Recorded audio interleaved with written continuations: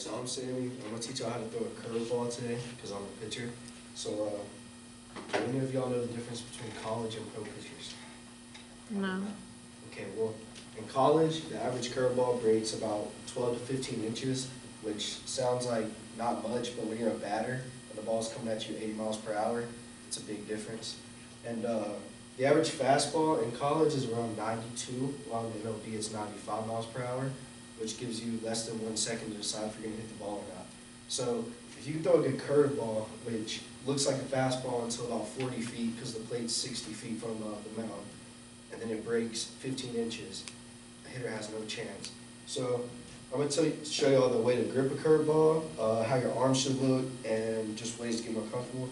So the first way you'll be taught to throw a curveball is actually called a football pitch because you're throwing it like you would throw a football. And this is called a horseshoe on a baseball.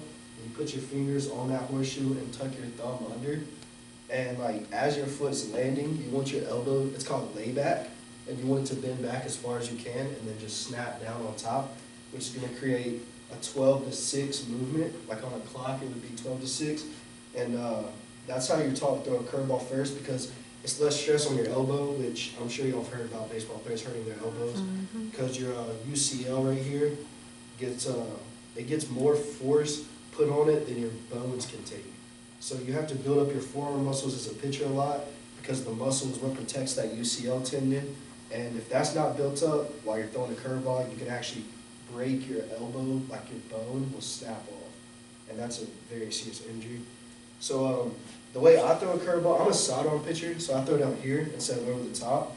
So I grip mine with the horseshoe down. I put my middle finger on the side and grip it as tight as I can, which a lot of pitchers have problems with their middle finger bleeding, which I do as well. So about halfway through a game, I'll have to like wipe my middle finger off because the nail will start bleeding. But as I'm landing, I come down here, my elbow will bend back, and there's a lot of pressure on my elbow.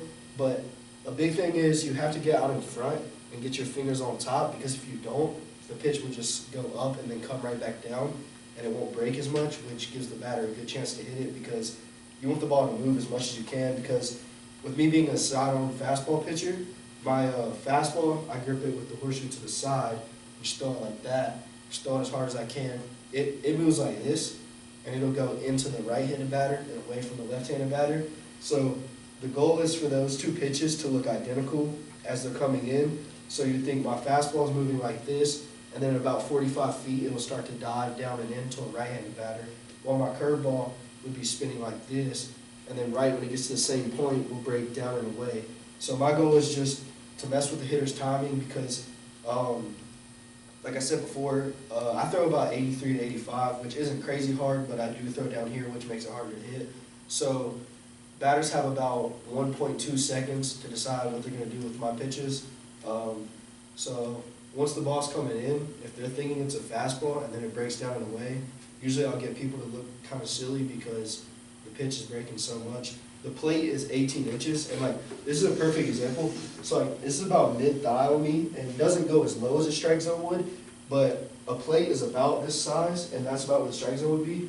So you have to think if a batter is standing, a batter would be standing right here, and my curveball would start at their hip and end up on the outside of the plate because it breaks 18 inches. So if you can learn to throw a curveball using the horseshoe down method, it can be one of the best pitches, and if you can pair it with your fastball, it's really hard to hit. And so the difference between most college and MLB pitchers is just the sequencing, which I'm not sure if any of y'all have heard before. So sequencing is big because all your pitches want to tunnel the same and look the same until about that 40 to 50 foot mark, and then you want them to break opposite ways, which is why we throw fastball, curveball, and changeups. Because as a hitter, like you kind of have to know what a pitcher's going to throw in a certain count, and being a pitcher, we're trying to play with the hitter's predictions. So if I throw like a really good fastball, I'm not always going to come back with a different pitch next because, you know, 3 strikes and you're out. So like if I throw a good fastball for a strike, then a good curveball can get him what we call off balance because he's seeing different timings.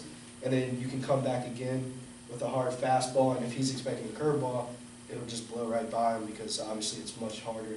My curveball is 68 miles per hour, and my fastball is 83, so about 15 mile per hour difference makes it really hard for a hitter to have the same swing on every pitch. and try to stay through it. So I hope y'all learned something about throwing a curveball today, and that's fun.